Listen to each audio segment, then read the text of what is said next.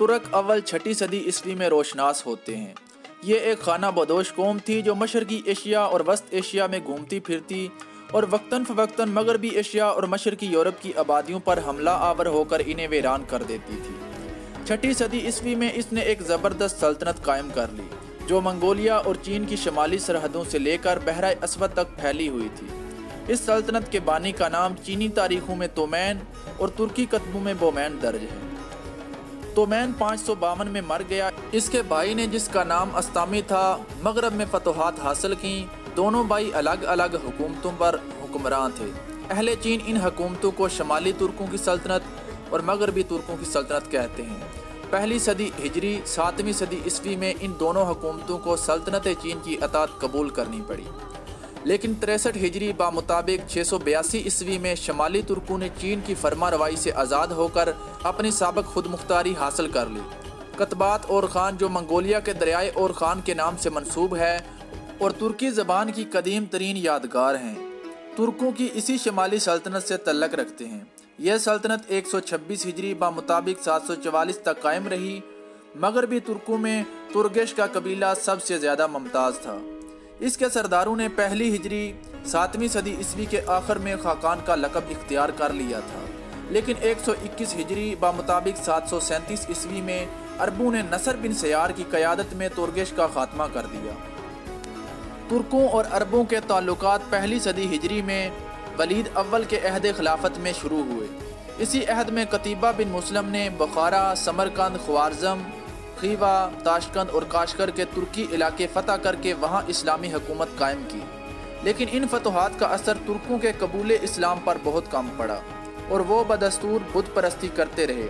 البتہ سمرقند میں قتیبہ بن مسلم کی بت شکنی نے بت پرستی کا خاتمہ کر دیا۔ جب قتیبہ وہاں پہنچا تو اسے بہت سے بت خانے نظر آئے جن کی نسبت عام طور پر یہ یقین کیا جاتا تھا کہ ان کے ساتھ بے ادبی کرنے والا فوراً ہلاک ہو جائے گا۔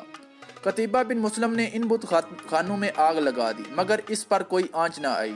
یہ دیکھ کر بت پرستوں نے اسلام قبول کر لیا۔ حضرت عمر بن عبدالعزیز نے اپنے مختصر عہد خلافت 99 تا 101 ہجری بمطابق 717 تو 720 میں اشاعت اسلام کی خاص طور پر کوشش کی۔ تومن جملہ اور ممالک کے انہوں نے ماوراء النہر کے ترک بادشاہوں کو بھی اسلام کی دعوت دی اور ان میں سے بعد اسلام لائے۔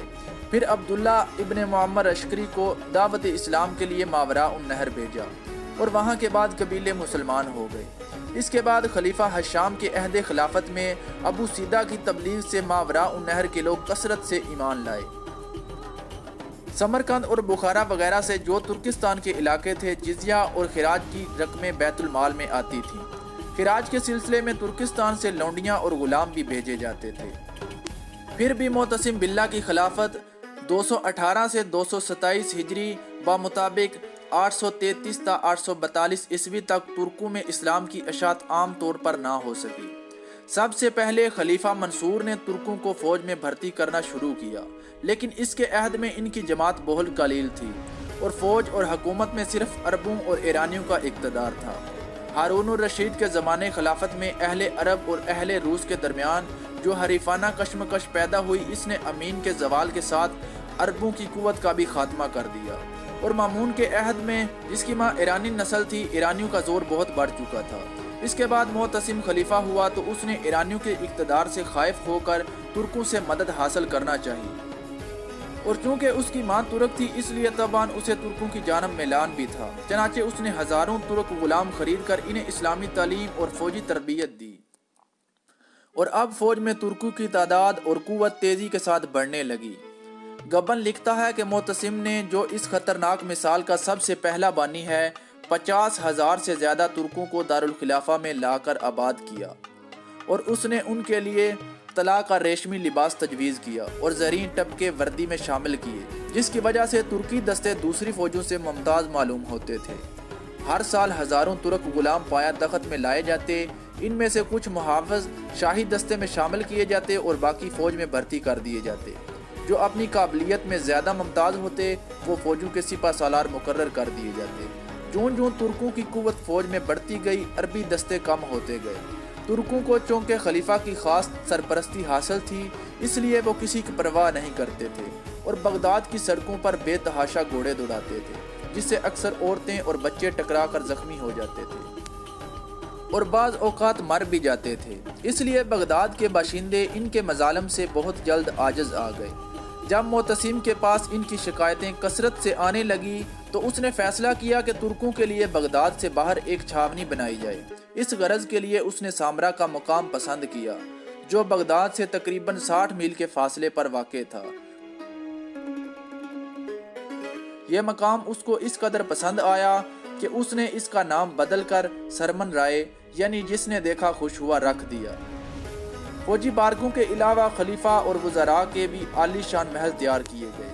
معتصم کی ترک نوازی کی وجہ سے رفتہ رفتہ ترکی شہزادے اور امراء بھی ترکستان سے آ کر سامرا میں آباد ہونے لگے، جن میں سے بعض بت پرست اور بعض آتش پرست تھے اور بعض اسلام قبول کر چکے تھے۔ دارالخلافت میں رہنے کے بعد غیر مسلم ترکوں میں بھی اسلام پھیلنے لگا اور اس تعلق سے ماوراء النہر کے ترکوں میں جو اپنے وطن میں مقیم تھے اسلام کی اشاعت ہونے لگی۔ ترک سرداروں کے اسلام قبول کر لینے سے ان کے جرگے اور قبیلے بھی مسلمان ہونے لگے۔ 4 صدی ہجری بمطابق 10ویں صدی عیسوی میں ترک بطوع خاطر بکثرت اسلام قبول کرنے لگے۔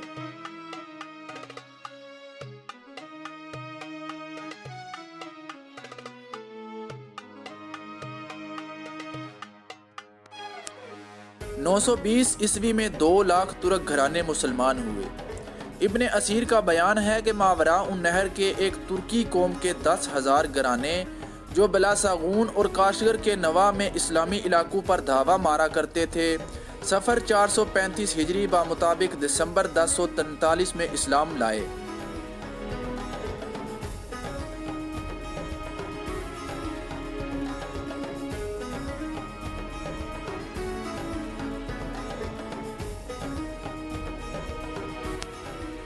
خلیفہ معتصم کے بعد ترکوں کا اقتدار فوج و حکومت میں روز بروز بڑھتا گیا اور نوبت یہاں تک پہنچی کہ خلیفہ بغداد کا عزل و نسب تمام تر انہی کے ہاتھ میں آ گیا۔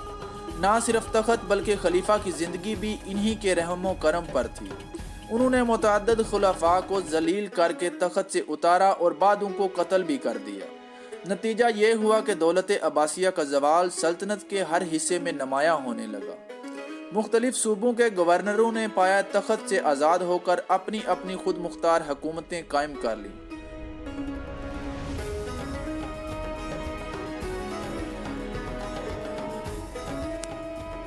مثلاً ایرانی گورنروں نے خراسان میں طاہریہ، فارس میں صفاریہ، ماوراء النہر میں سمانیہ، آذربائیجان میں ساجیہ اور جرجان میں زیاریہ کی جداگانہ حکومتیں قائم کر لیں۔